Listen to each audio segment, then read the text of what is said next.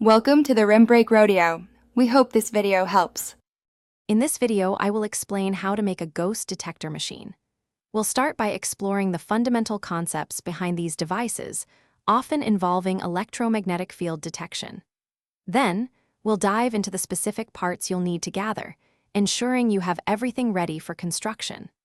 Finally, I'll walk you through the assembly process and show you how to test your new creation, preparing you for your own paranormal investigations. To begin building your ghost detector, you'll need a few key components. First, an Arduino Uno board will serve as the central processing unit, managing all the data.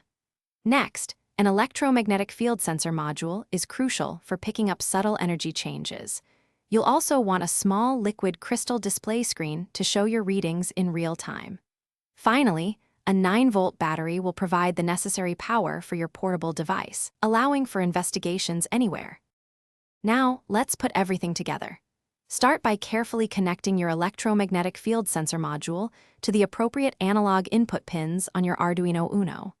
Then, wire the liquid crystal display screen to the Arduino, typically using an I2C interface for simpler connections.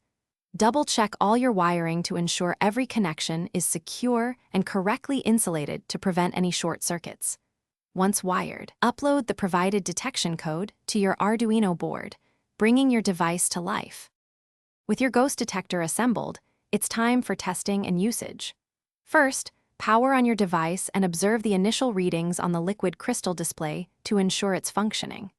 Next, test it near common electronic devices like cell phones or microwaves to understand its normal response to electromagnetic fields. During investigations, look for sudden, unexplained spikes in the readings, which might indicate unusual activity. Remember to record any significant data or personal observations for later analysis. Thanks for watching. Consider subscribing if we helped you.